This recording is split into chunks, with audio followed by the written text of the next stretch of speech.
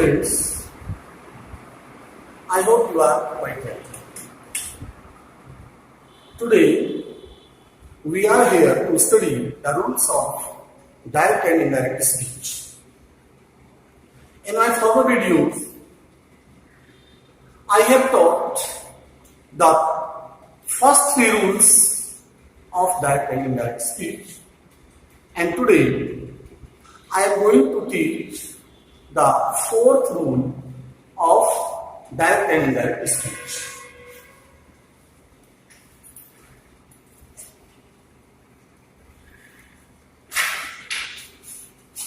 In fourth rule, अब तक जो हमने तीन नियम सिखाए या पढ़े हैं, उनमें हमने देखा था कि जो हमारा रिपोर्टेड स्पीच, वो रिपोर्टेड स्पीच किस तरह का वाक्य। पहला, सबसे पहले हमने बताया था एसर्टिव में दो प्रकार के थे। अगर रिपोर्टिंग वर्ब प्रेजेंट में और फ्यूचर में होती तब कौन सा नियम है, पास्ट है तो कौन सा नियम है, दूसरा नियम था इंट्रोगेटिव का, तीसरा नियम था इम्परेटिव का, और चौथा नियम है एक्सक्लेमेटरी। तो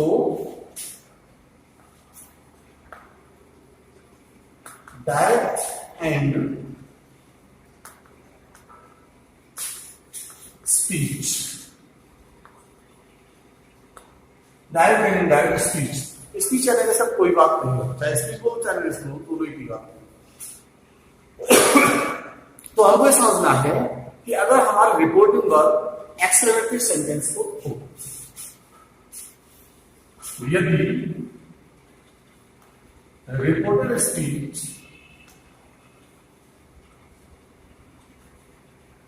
एक्सक्लेमेटरी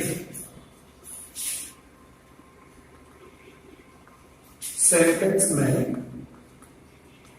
हो, एक्सक्लेमेटरी सेंटेंस क्या होते हैं, जहां पर हमें कोई विस्मय सा होने लगता है, ताज्जुब होने लगता है, आश्चर्य होने लगता है, अरे ये कैसे हो गया, वाह बहुत बढ़िया हुआ भाई, अरे यार बहुत दुख की बात। तो ये सेंटेंस इस तरह के हैं, इनको हम एक्सक्लेमेटरी सेंटेंस बोलते हैं। तो जब खुशी की बात होती है तो हम बोलते हैं हुर्रे। सामान्य रूप में जब कोई टीम हमारी जीत के तो हम लोग हुर्रे बोलते हैं, और जब दुख की बात होती है तो होता है हेलास, और कोई बहादुरी की बात होती है ब्रेवो, वेल डन, बहुत बढ़िया, बहुत बहादुरी का काम है। तो ये जो हमारे संबोधन के शब्द हैं, इन्हीं शब्दों से जो हमारे वाक्य बनते हैं उनको हम एक्सक्लेमेटरी सेंटेंस कहते हैं। अब एक्सक्लेमेटरी सेंटेंस अगर होते हैं तो उनको हम किस तरह से बदलते हैं, ये कि तो सबसे पहले हमको यह समझना है कि अगर वाक्य में हुर्रे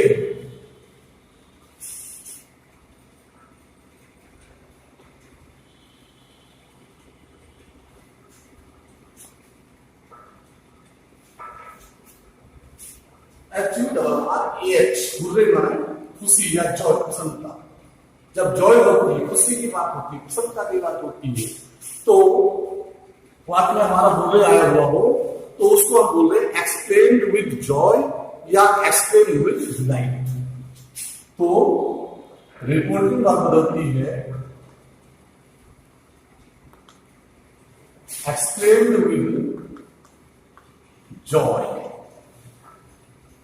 या एक्सप्लेन विद डिलाइट।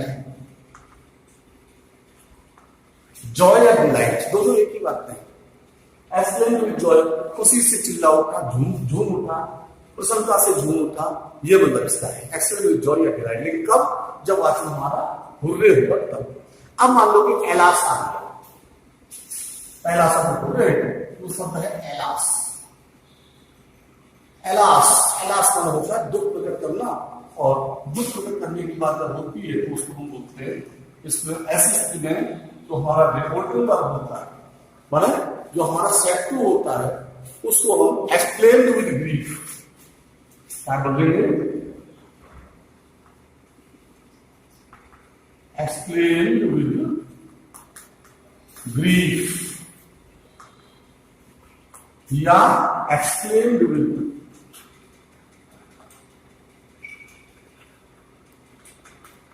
शैल। दो बात है, ग्रीफ और सॉरो दोनों जिस तरह से जॉय डिलाइट एक से उस तरह से ग्रीफ और सॉरो एक दोनों भी एक से। ये कब होता है? जब हमारे वाक्य में हमारे सामने एलास होता है। और अगर तीसरा शब्द आता है ब्रेवो, कभी ब्रेवो की बात आती है, बहुत बहादुरी की बात है भाई, तो ब्रेवो,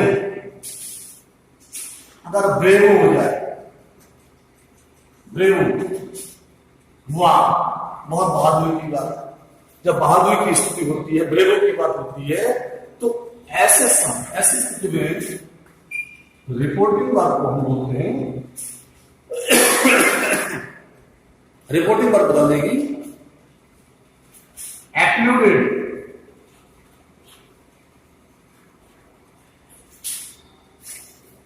डॉट डॉट सी,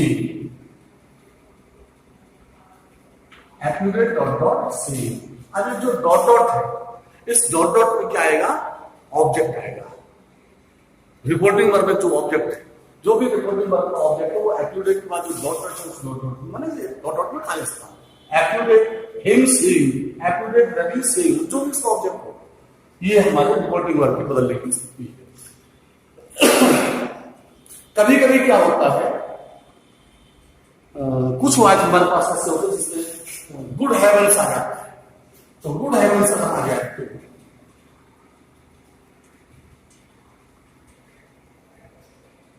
तो गुड हेवन, गुड हेवन नाम होता है दुख प्रकट करना। तो ऐसे स्थिति में आता है रिपोर्टिंग वर्ब को एक्सप्लेन विद रिग्रेट भी कर सकते हैं, एक्सप्लेन विद रिग्रेट। तो बच्चों, you have to learn these 4 words, how to change hurray, alas, bravo and good heavens. Good heavens माने अगर वाक्य में हमारा हुर्रे है तो उसको एक्सेल जॉय या डिलाइट से पूरा करेंगे, एलास है तो एक्सेल ग्रीफ या सॉरो, ब्रेवो है तो एप्लूडेड डॉट डॉट से, और डॉट डॉट पर क्या आएगा? रिपोर्टिंग वर्ब का जो ऑब्जेक्ट होगा वो डॉट डॉट में आएगा। सीता से टू मी, तो मी हो गया, सीता एप्लूडेड मी से, Ravi said to him, Ravi applauded him से।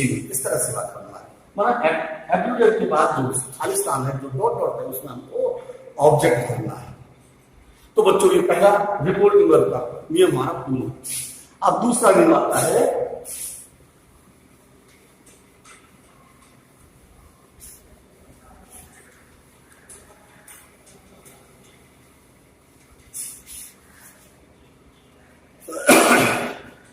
दूसरा नियम आता है conjunction.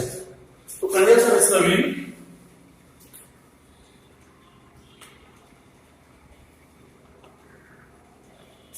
after removing comma or inverted commas, we use that as a conjunction. जिस तरह से असर्टिव के वाक्यों में हम कंजक्शन दैट का प्रयोग करते थे, उसी तरह से यहां भी हम कंजक्शन के रूप में दैट का प्रयोग करेंगे। कंजक्शन में संयोजक, संयोजक में जोड़ने वाला, और जोड़ने वाला में तो क्लॉज को जो जोड़ रहा है। एक तीसरा है प्रोनाउन। प्रोनाउंस का वही पुराना नियम है, RS upon RB equal to 123 upon SON. First person के प्रोनाउन रिपोर्टिंग वर्ब के सब्जेक्ट के अनुसार बदलेंगे, स्पीच के सेकंड पर्सन के प्रोनाउन रिपोर्टिंग वर्ब के ऑब्जेक्ट के अनुसार बदलेंगे, और रिपोर्टेड स्पीच के थर्ड पर्सन के प्रोनाउंस में कोई परिवर्तन नहीं है। ये पुराना नियम है, ये पुराना नियम है। केवल हमको जो पहला नियम बताया था हमने, ये हुर्रे होगा तो कैसे बदलेगा, एलास होगा तो कैसे बदलेगा, ब्रेवो होगा तो कैसे बदलेगा, गुड हेवंस होगा तो कैसे बदलेगा, आज जो ये सब कहेंगे उनको हम किस तरह से बदलते वो मैंने बता दिया आपको। दूसरा और तीसरा नियम वही है। चौथा जो है टेंस बदलने का नियम है। टेंस, तो स्पीच का जो टेंस होगा, स्पीच के टेंस को उसके पास टेंस से बदल, उसमें पास्ट टेंस में बदलती है। माने जो हम नियम अब तक सीख किया है उसका पास्ट टेंस माने प्रेजेंट इंडेफिनिट का पास्ट इंडेफिनिट, प्रेजेंट परफेक्ट का पास्ट परफेक्ट, प्रेजेंट परफेक्ट का past perfect, present perfect tense का पास्ट परफेक्ट टेंस। ऐसे ही पास्ट इंडेफिनिट का पास्ट परफेक्ट, तो पास्ट परफेक्ट को नहीं बदलेंगे। Present past tense, present tense का पास्ट टेंस और पास्ट टेंस का पास्ट परफेक्ट टेंस और past perfect tense no change. Shall को शुड में, विल को वुड में, मी को माइट में, कैन को कुड में। हैज है माने प्रेजेंट परफेक्ट को पास्ट परफेक्ट में हैड, कोई नियम है पास्ट जो हम अब तक पढ़ते चले आए हैं। तो कुल मिलाकर जो हमारा पहला नियम है वो नियम हमारा बदला हुआ है, दूसरा, तीसरा और चौथा वो एक ही नियम है। अब उदाहरण में एक बार आपको लिखता हूं।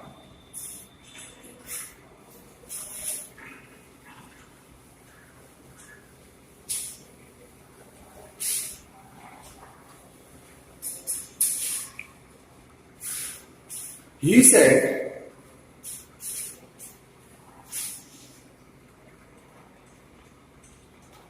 comma emoticons, hooray. He said, hooray, my old friend has come.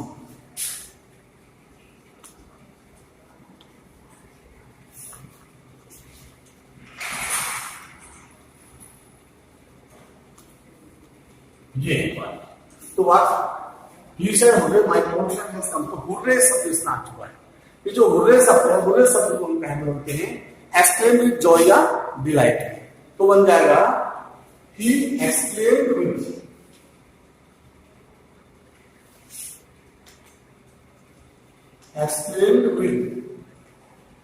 Joy, पहला बदलेगा। दूसरा कंडीशन है दैट, दूसरा नियम कंडीशन आता। तीसरा प्रोनाउन को बदलेगा, माई सब्जेक्ट के साथ बदलेगा, ही के अनुसार, और ही का सब्जेक्ट से हो जाएगा हिज। ओल्ड का ओल्ड रहेगा, फ्रेंड हैज प्रेजेंट परफेक्ट है, इसको बदल के पास्ट परफेक्ट में हैड हो जाएगा, और कम का कम।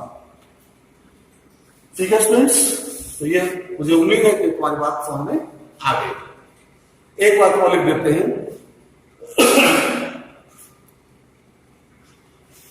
गुड हेवंस वाला।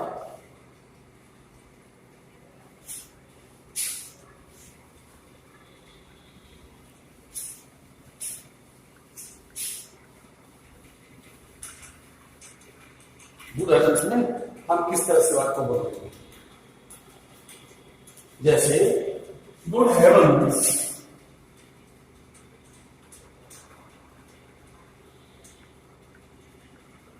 गुड हेवंस, ये इनोटोमा पहले आ गया। गुड हेवंस, आई हैव ड्रॉड माई की समवेयर,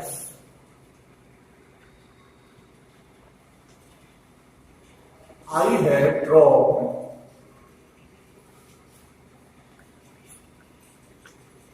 माई की समवेयर।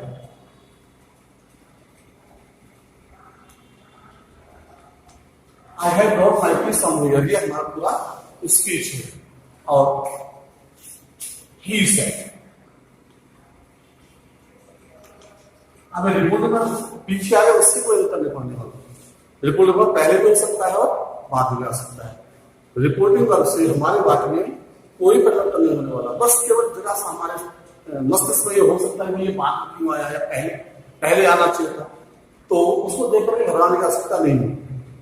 तो हो जाएगा ही एक्सप्लेन, गुड हेवंस होता तो एक्सप्लेन विद रिग्रेट से, तो बनेगा ही explained with regret, he explained with regret. वो पश्चाताप के साथ, दुख के साथ चीखने लगा, चिल्लाने लगा, बोलने लगा, दैट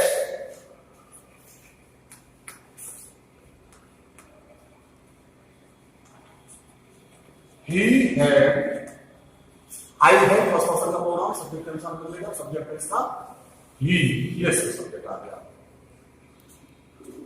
दैट ही, और हैड का हैड हो गया। Drop,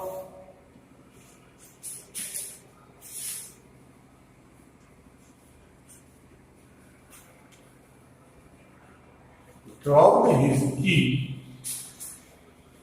somewhere.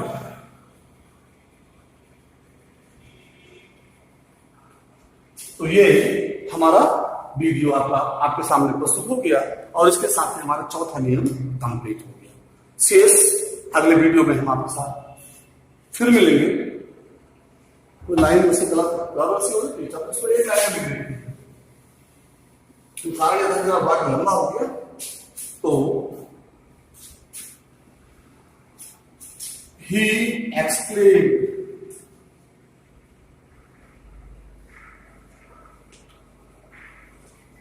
with regret that, वही आ गया आई, ही के अनुसार बदलेगा तो हो जाएगा he had का had dropped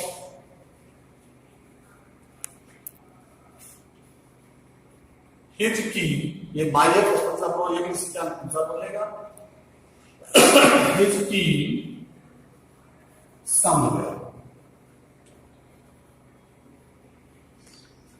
इसके साथ ही 4 दिन हमारे पूरे हो गए। अगली वीडियो में फिर आपसे मुलाकात होगी। तब तक के लिए मोदी मंत्र अपनाना है, घर पर रहना, सुरक्षित रहना है और बीमारी से बचना है। धन्यवाद। हो गया।